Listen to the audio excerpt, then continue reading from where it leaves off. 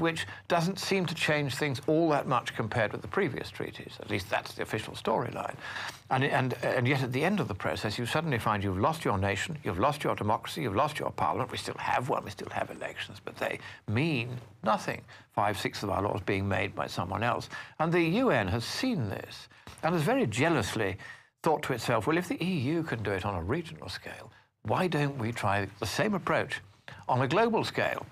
So they invited the EU to send advisors to the Cancun conference, for instance, on the climate 2 years ago, to advise them on how to start building up these incremental annual treaties or agreements that have the effect of treaties even though the Senate doesn't ratify them, until you get to the point where the UN is suddenly wound up with all the power and all the media will say, well, of course, it was inevitable from the start. They're going to try to play the same game, but an interesting development has now arisen. The EU, which had previously regarded itself as almost a sovereign nation, and that's the way it's been trying to go, taking away sovereign power from the individual member states and putting them all into the EU. It has suddenly realized that if the UN takes global domination, then the EU will be subservient to it. And they've suddenly realized they don't like that. So there's a wonderful irony. They've been taking all this power from the member states of the EU, including Britain. Now, they don't want that power taken from them and given to the UN. They've suddenly woken up to the fact that the advice they've been giving the UN on how to do this is going to lead to their own subjugation to the UN. And the EU bureaucrats really don't like this. And they have now said, really, I think for this reason, though they'll never admit it is for this reason, they're not even going to send an EU delegation to the UN Climate Conference, the UN Sustainable Development Conference in Rio. But I will be there because it's very necessary that the superficially admirable goal of sustainable development should be one which is implemented sensibly and not by unelected international authorities such as the UN. And this brings me really on to another problem which is beginning to emerge when you look at things like the Rio+20 conference. What is happening is that increasingly these international bodies are saying, give us the power, give us the wealth, give us the decision-making and legislative power so that we make the laws for the whole world. But not one of these international bodies is elected by anyone. The EU isn't. The UN isn't. The Law of the Sea Conference, very topical at the moment because there's another treaty which people are trying to push the US into. They are not elected. And it's really a simple enough point. Every time you transfer power from elected hands here to an international or supranational or regional or global body, you are transferring power from elected hands here to unelected hands somewhere else. And the rule that I would want to put in as really as an amendment to your constitution, because the founding fathers didn't foresee this one, would be to say that no legislative power shall be handed over by the Congress of the United States to any supranational or global entity unless that supranational or global entity is one whose governing cabinet or council has been elected by universal suffrage among all the peoples of the states parties to the convention that established that particular bureaucracy.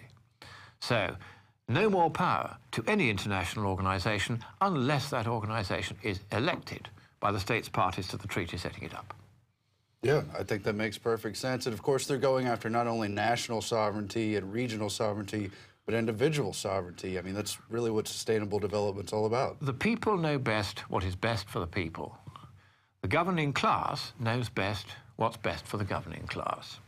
The governing class wants to use the environment as an excuse for accreting more power to itself, centralizing that power in regional and increasingly now in global institutions.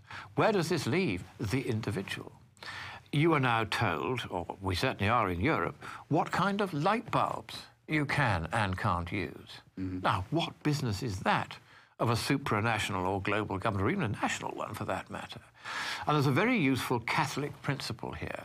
The Catholic philosophy of government is quite well developed in the documents of various councils and popes going back 2,000 years. And there's a principle which is now known as subsidiarity, by which this principle simply asserts that the decisions of government should be taken at the most local level that it is possible for that decision to be taken.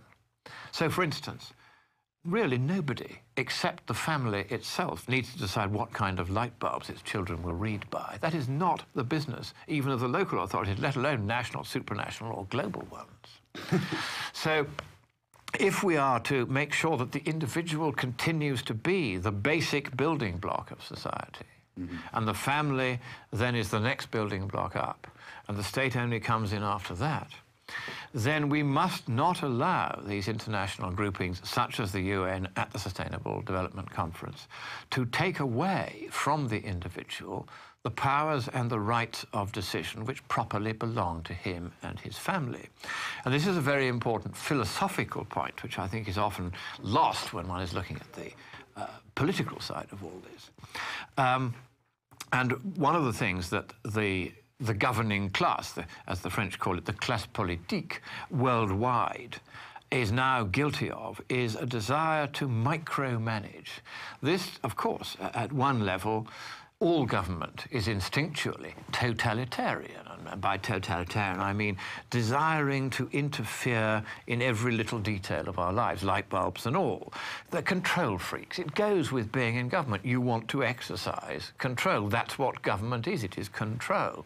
So to some extent, all in government are control freaks. And the totalitarians are the ones who are the most open about it. And they say, we want to govern because we think we know best. But you see, your government exists under a constitution that your founding fathers saw was going to be necessary precisely to protect you from the overambition of the governing elite. And your constitution makes it very plain that there shall be a proper separation of powers, a very traditional document in many ways, this constitution. There should be a legislature, that's where this constitution starts, all legislative power in the hands of the Congress that you elect. Nobody else has any unless the people you elect are given it. Then they describe the executive, that's the office of the president and his cabinet, and then the judiciary, and the separate powers of each, and the ways that they interact. All of these are carefully thought about. And if you read, say, the Federalist Papers or the Madison Diaries, where all of these things are mused upon and considered by some of the great men, the greatest men of their age, in that long, hot summer in Philadelphia, they had a vision which I wish we still had in Britain and Europe, that the people know best what's best for the people, that the people should rule via the ballot box at regular intervals. I would like to carry that still further. I would like to have the right of initiative referendum built into constitutions like this, so that you don't even allow the Congress exclusively to decide what bills shall be debated. You, the people, should have that power too. But when it comes then to these international conferences, like this UN conference, everything in this constitution is alien to the people who are behind this sustainable development agenda. Yeah, and they have a pattern of usurpation. And some of the top globalists talked about probably 50 years ago how they're trying to do an end run around sovereignty, particularly with reference to the U.S. Now, when it comes to Agenda 21, we've seen this kind of development where they're installing components. Obama set up something called the Rule Council that has everybody from Homeland Security to Department of Defense to EPA on it. Yeah. And they said, well, we want to crack down on farms because of the environment, blah, blah, blah. So we're going to have the EPA regulating dust. We're going to have the Transportation Department regulating who's allowed to ride on a tractor or run a vehicle, and slap on all these other types of licensing components to try to do an end run around individual farming and the ability to run your own communities. And one thing you should always watch out for in all this is, why are they going after the farmers? Why did they previously go after the fossil fuel companies? Because these are the big supporters of, and donors to, the Republican opponents of the Democrat Party. And the Democrats, like socialists everywhere, have learnt that if you really want to rule, then what you do is you go after all the big donors to your opponents, and you do it in several different ways. First of all, you do it by regulation, regulating farming so that it becomes less profitable, shutting down the fossil fuel industries as best you can. There's now 150-odd coal-fired plants on hold that should be being built now to keep these lights on, not being built because the Democrats are determined to shut down the big fossil fuel donors to the Republican Party.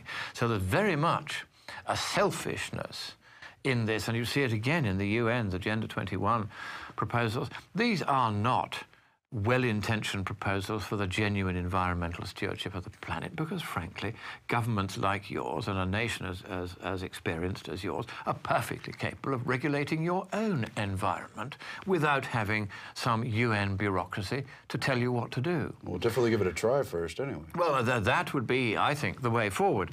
And so you always have to watch out for the Democrats trying to do down the big funders of the Republican Party and Republican leaders. That's what they're after. It's after this total domination, and you see it over and over again. They're always at it. They're always encroaching in various ways. For instance, the Heartland Institute, which is a right-wing think tank, and I spoke at their conference in Chicago just yesterday.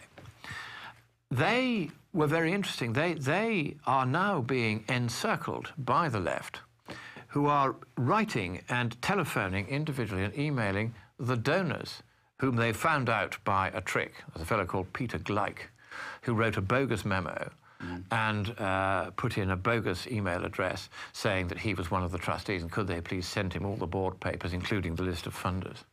That was how they got it, by a trick.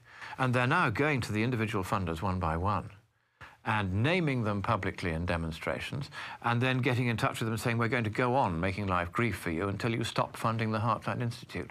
It's the same approach. Sure. Always trying to just do down the other side by, frankly, unfair, dishonest, and in this particular criminal means. And the UN is not averse to doing the same thing. They had a conference under Ban Ki-moon in May last year, of which the theme was, how do we bring national sovereignty to an end? And when they say, how do we bring national sovereignty to an end, and they're not proposing to set up a global democratic government, what they're actually bringing to an end is democracy itself. The democracy which your founding fathers intended you to have, and, if you could, to keep it.